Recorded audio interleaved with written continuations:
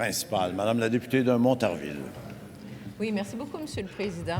Alors, les voici à nouveau, ces certificats de sollicitation émis par le Parti libéral du Québec à Marc-Yvan Côté pour les années 2007, 2008 et 2009. Le malheur, c'est que ce sont 3 années où du financement sectoriel a été identifié et pour lesquelles le DGEQ ne peut rien faire pour récupérer les sommes collectées illégalement parce que son délai pour poursuivre s'est écoulé. Il faut se rappeler que la commission Charbonneau a sévèrement blâmé M. Côté pour avoir organisé des activités de financement de la ministre du Mamrot pendant qu'il profitait de subventions du ministère.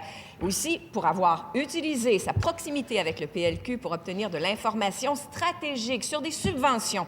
Vous savez, l'échange d'informations, c'est un jeu qui se joue à 2. Les libéraux sont donc tout autant à blâmer.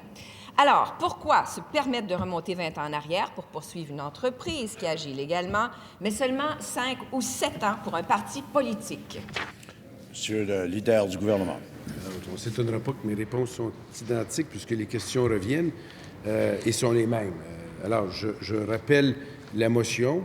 Évidemment, lorsqu'on adopte des choses à l'Assemblée, il faudra s'en souvenir pour un petit bout de temps au moins. Le 26 novembre 2015, ça ne fait pas tellement longtemps. C'était une motion que, d'ailleurs, je présentais, appuyée par le leader de l'opposition officielle, le leader du deuxième groupe d'opposition, la députée de Sainte-Marie-Saint-Jacques, la députée d'Arthabasca. Résultat, 118 pour, 0 contre. On appelle ça l'unanimité puis le grand consensus.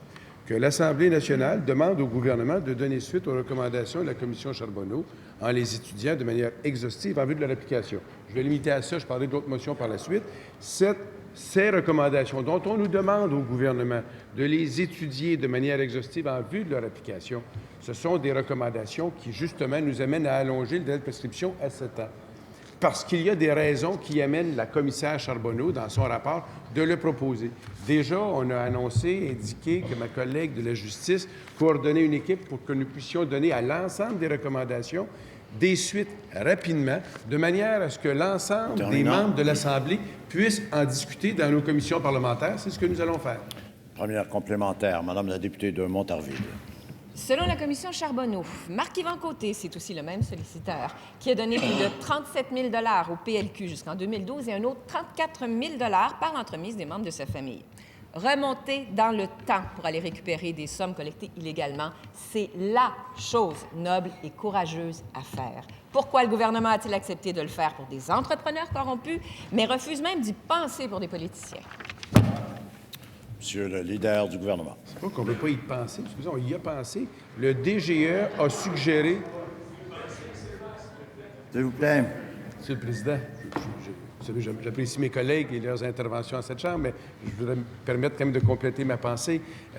Ce qui est arrivé, c'est que la commission Charbonneau a été créée pour nous donner des indications sur ce que nous devions faire pour améliorer les choses, inspirée notamment du DGEQ. Elle propose de prolonger dans la limite qu'elle considère être ce qui doit être fait, à une limite de 7 ans. Et maintenant, j'ai la CAQ qui me dit, vous savez, la commission Charbonneau, nous autres, ça ne fait pas notre affaire. Pourtant, il n'y a pas si longtemps, on a adopté des motions disant de les mettre en place. Alors, je fais simplement dire qu'on peut bien faire un peu de populisme, mais respecter les commissions, c'est probablement mieux. Deuxième complémentaire, Madame la députée de Montarville. On parle au nom du peuple. En 2014, le DGEQ par intérim, Lucie Fizet, est venue déplorer devant la commission Charbonneau que le financement sectoriel découvert par le DGEQ pour les années 2006 à 2011 était déjà hors délai et qu'il échappait aux poursuites. Monsieur le Président, c'est ça que les citoyens veulent, que le gouvernement remonte dans le temps pour récupérer l'argent collecté illégalement pendant toute la période de la commission Charbonneau. Alors, en attendant, le gouvernement peut-il au moins mettre l'argent sale récolté par Marc-Yvan Côté de côté, en fiducie? Monsieur le leader du gouvernement. Alors, tantôt, j'ai cité la motion du 26 novembre 2015, mais le député de Mercier, le 22 mars 2016, alors ça fait encore moins longtemps, déposait une motion dans laquelle on demandait encore au gouvernement de donner suite avec diligence au principe des recommandations du rapport. C'est exactement ce que nous faisons. Que vous n'aimiez pas certaines recommandations du rapport, vous avez le droit, c'est votre affaire, mais si on le lit, le rapport, on s'aperçoit qu'il y a des raisons pour lesquelles c'est ce qui est proposé. Moi, M. le Président, quand on a créé la commission, et depuis et après, on s'est dit maintes fois à cette Assemblée que nous allions respecter les recommandations pour les mettre en place, pas que nous allions nous battre pour empêcher qu'elles soient mises en place.